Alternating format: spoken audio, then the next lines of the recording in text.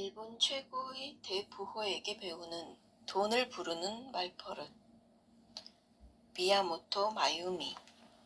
비즈니스 북스. 어느 날 당신은 카레가 먹고 싶어서 식당에 들어갔습니다. 그런데 카레를 먹어야지 생각하면서도 점원에게 오므라이스 주세요 라고 말해버렸습니다. 얼마 후 점원은 무척 당연하게도 당신에게 오므라이스를 가져다 주었습니다. 앞에 놓인 오므라이스를 보면서 당신은 생각합니다. 에이, 오므라이스네. 사실은 카레가 먹고 싶었는데 난 왜 이렇게 일이 잘 안 풀리지? 아, 카레 먹고 싶다. 뭔가 이상하지 않나요? 이것은 누가 봐도 주문을 잘못한 것입니다. 자기가 주문을 잘못해놓고 일이 잘 안 풀린다고 불평해서는 안 되지요. 그렇다면 어떻게 해야 원하는 대로 카레를 먹을 수 있을까요? 단순합니다. 당신이 생각한 그대로입니다. 카레 주세요 라고 주문하면 됩니다. 세상 일 대부분은 이토록 간단합니다. 식당에서 점원에게 하는 주문과 마찬가지로 우리가 내뱉은 말은 모두 우주에 보내는 주문입니다. 당신도 나도 차별 없이 공평하게 태어났으며 이 우주는 지금껏 계속 우리의 주문을 전부 이루어주고 있지요. 주의해야 할 점은 좋은 일이 이루어지듯이 안 좋은 일도 모두 이루어진다는 것입니다. 바람이 이루어진다고 하면 좋은 일에 대한 바람만 이루어진다고 생각하는데 절대로 그렇지 않습니다.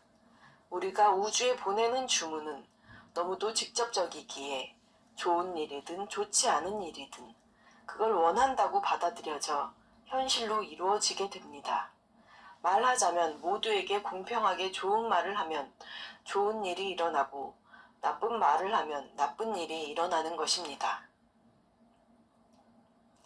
당연히 즐거워라는 말버릇이 있는 사람에게는 더 즐거운 일이 생기고 재미없어라는 말을 달고 사는 사람에게는 더 재미없는 일만 생기게 됩니다. 즐거움의 안경을 끼고 세상을 사는 사람은 지루한 일에서도 작은 즐거움을 찾고 재미없음의 안경을 끼고 있는 사람은 아무리 주위에서 재미있는 일이 벌어져도 이를 알아차리지 못하니까요. 입에서 내뱉는 말은 모두 이루어지니 우리는 무의식적으로 나오는 말에 주의해야 합니다. 나쁜 말은 식당에서 잘못된 주문을 하는 것과 같습니다. 원치 않은 이상한 음식을 먹고 싶지 않다면 그런 주문은 하지 않기를 바랍니다. 사이토 히토리 씨를 만나고 얼마 되지 않았을 무렵에 그분에게서 이런 멋진 말을 배웠습니다. 오늘부터 만나는 사람, 길에서 스쳐 지나가는 사람, 모든 이들에게 이 사람에게 온갖 좋은 일이 눈사태처럼 일어납니다. 라는 말을 마음속으로라도 좋으니 중얼거려 보세요. 하루에 100명씩 1000일 동안 실행해 보는 겁니다. 좋은 이야기를 들으면 바로 실천하자가 좌우명인 저는 당장 만나는 사람들마다 이 사람에게 좋은 일이 눈사태처럼 일어납니다 하고 중얼거리기 시작했습니다. 그런데 아주 좋아하는 상대방에게는 쉽게 말이 나왔지만 제가 불편하게 여기는 사람, 싫어하는 행동을 하는 사람에게는 좀처럼 입이 떨어지지 않았습니다. 당연한 일이겠죠. 하지만 포기하기에는 이릅니다. 이럴 때는 알고 보면 이 사람의 영혼은 정말로 좋은 사람이다 하고 스스로를 납득시켰습니다. 이 사람의 영혼에게 말합니다. 이 사람에게 좋은 일이 눈사태처럼 일어납니다. 그렇게 계속 생각하자 신기하게도 점점 변화가 나타나기 시작했습니다. 제가 그 사람을 점차 싫어하지 않게 되거나 상대방이 제가 싫어하는 행동을 하지 않게 된 것입니다. 더 신기한 것은 이 말을 계속하니 늘 기분 좋은 상태가 되어서 상냥해지고 마음 깊은 곳에서 감사하는 마음이 끌어넘치는 것이었습니다. 남의 행복을 빌었는데 정작 제가 가장 행복해진 것이지요. 그렇게 1000일이 지났을 때 사이토 히토리 씨가 제게 말했습니다. 아유미 씨 얼굴이 좋아졌어요. 운을 부르는 얼굴이 되었네요. 다른 사람의 행복을 빌면 얼굴에도 그 마음이 나타나는 법이에요. 이제 당신이 두 번 다시 불행해질 일은 없습니다. 이 말은 마음속으로 중얼거리기만 해도 됩니다. 하루에 100명이라니 너무 힘들겠다고요? 그렇지 않습니다. 예를 들어 횡단보도에서 신호가 바뀌기를 기다릴 때나 전철을 타고 있을 때 이 자리에 있는 사람들에게 온갖 좋은 일이 눈사태처럼 일어납니다 하고 중얼거리기만 해도 숫자가 껑충 뛰어오르니 말입니다. 단번에 그 자리에 있는 모든 사람들의 행복을 빌어주는 큰 스케일에 취해보는 것도 재미있겠지요. 시골에 살아서 하루에 100명의 사람을 만날 수가 없다고요? 그럼 10명도 괜찮고 5명도 괜찮습니다. 밖에 나가지 않는 날에는 TV에 나오는 사람들을 향해 말하는 것도 방법입니다. 재미있는 게임이라고 생각하면 훨씬 쉬워질 것입니다. 지금 어디에 있든지 마음속으로 한번 말해보세요. 이 책을 읽고 있는 당신에게도 모든 좋은 일이 눈사태처럼 일어납니다. 여기 있는 사람들에게 좋은 일이 눈사태처럼 일어납니다.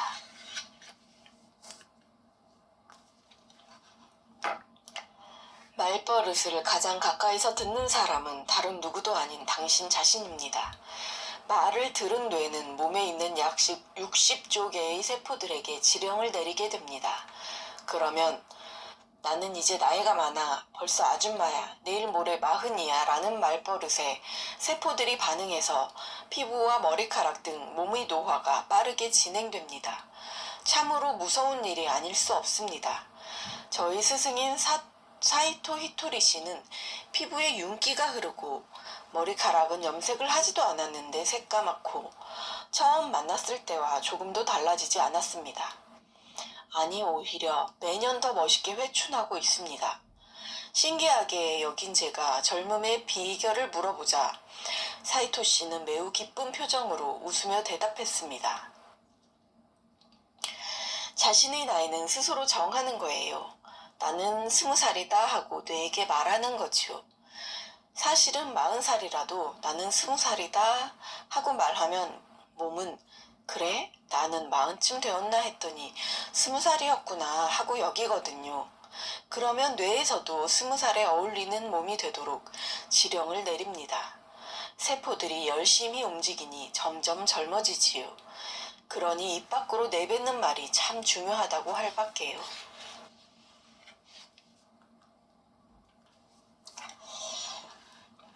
땡땡씨, 모모씨랑 같이 서 있으니까 완전 오징어 같아요. 이렇게 타인과 비교하는 말을 들으면 어떤 기분이 드나요? 아무리 농담으로 웃자고 한 말이라도 뭐야, 웬 오지랖이야? 어디서 비교질이야? 흥, 그런 너는 얼마나 잘나서? 하고 무척이나 화가 날 것 같습니다. 그런데 남에게 들으면 매우 기분이 상하는 말을 스스로에게는 아무렇지 않게 하는 사람들이 꽤나 많아 안타깝기 그지없습니다. 저 녀석이 나보다 훨씬 낫지. 나는 뭐뭐처럼 예쁘지 않으니까 라며 스스로 누군가와 비교하기 시작하면서 침울해야 합니다. 누가 남들과 비교하라고 한 것도 아닌데 자기 멋대로 비교하고 풀이 죽어버리는 것이죠. 그야말로 스스로에 대한 고문, 자신을 샌드백으로 삼아 펀치를 날리고 있는 것과 다르지 않습니다. 사람은 어째서 그토록 남들과 자신을 비교하는 것일까요? 그 이유는 내 안의 에너지가 부족해서입니다. 그러니 나 자신을 마음껏 칭찬해 주도록 합시다. 오늘도 진짜 멋있어. 오늘 패션도 끝내준다. 맨 얼굴도 예뻐. 웃는 얼굴이 멋지다. 이렇게 칭찬하는 말버릇으로 자신을 응원하고 격려하여 에너지를 충전시키면 남들과 비교하며 의기소침해지는 일은 사라질 것입니다.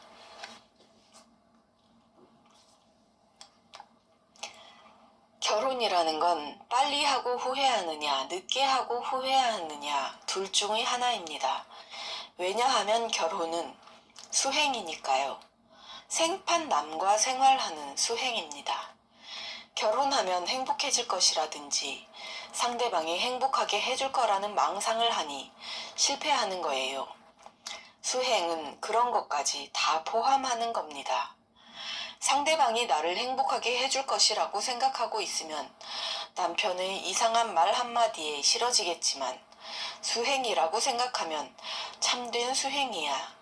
이 사람이 아니면 어디에서 이런 수행을 할 수 있었겠어? 하고 생각하겠지요. 그리고 결혼하는 상대방은 이미 정해져 있어요. 그래서 반드시 만나게 되면 결혼해야 해요. 정해진 운명이니까요. 그렇게 수행이 시작되는 것이지요. 운명의 상대라 부르지 말고 수행의 상대라고 하세요. 어쩌면 좋지 싶은 일이 일어났을 때 어쩌지 정말 어쩌지 하고 3번 말하면 노이로제에 걸려요.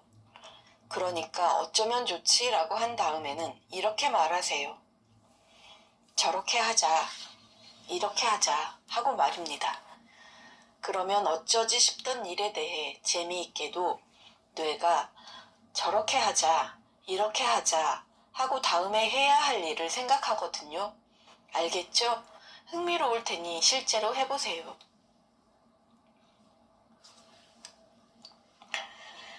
걱정이다, 염려스럽다 라고 말하는 건 상대방을 믿지 못한다는 거예요.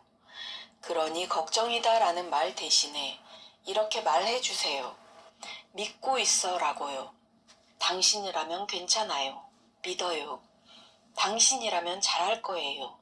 믿어요. 누군가가 나를 믿고 있다고 생각하면 굉장히 든든해져요. 그만큼 더 힘을 낼 수 있지요. 정말 그렇습니다. 걱정의 반대는 믿는다는 것이지요. 누군가의 믿음은 아주 큰 힘이 됩니다. 그것이 상대방에게는 무엇보다 큰 최고의 선물입니다. 이는 자기 자신에게도 마찬가지입니다.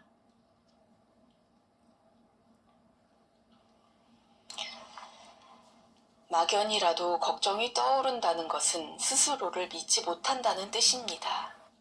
자신감이 없다면 스스로에게 이렇게 말해주도록 합시다. 땡땡이라면 분명히 괜찮을 거야. 땡땡이를 진심으로 믿어. 땡땡에 자신의 이름을 넣어 말해봅시다.